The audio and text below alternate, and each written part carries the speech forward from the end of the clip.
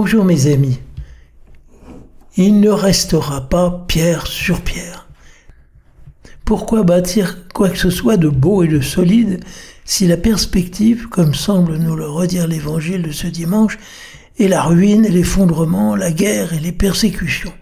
À quoi bon remettre en usage Notre-Dame de Paris et finir de construire à Barcelone la Sagrada Familia commencée en 1882? La tendance de beaucoup va aujourd'hui dans cette direction. À quoi bon mettre des enfants au monde? C'est la fin de l'histoire, entend-on de divers côtés.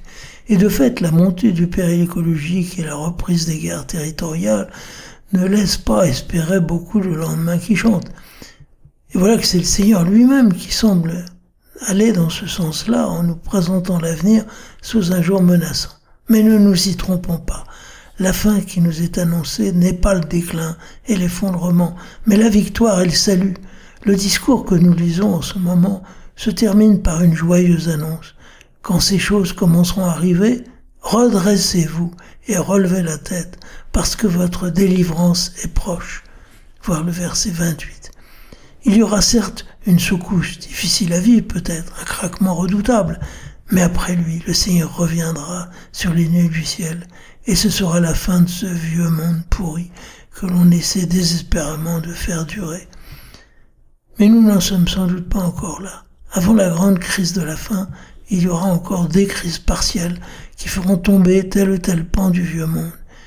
Et au milieu de cela, il faudra continuer à vivre, à relever le courage des uns et des autres, à ramasser les débris pour essayer de faire repartir la vie. Il faudra s'occuper de la formation des enfants, préserver la culture, veiller à la dignité de la liturgie. Tout cela restera sans doute bien fragile, mais ce sera la manière de préparer l'avenir, de garder au cœur le désir des grandes choses. Saint Paul a bien raison de nous rappeler le devoir de travailler. Nous ne rebâtirons pas la tour de Babel, mais nous ne perdrons pas notre temps à nous lamenter sur nos malheurs.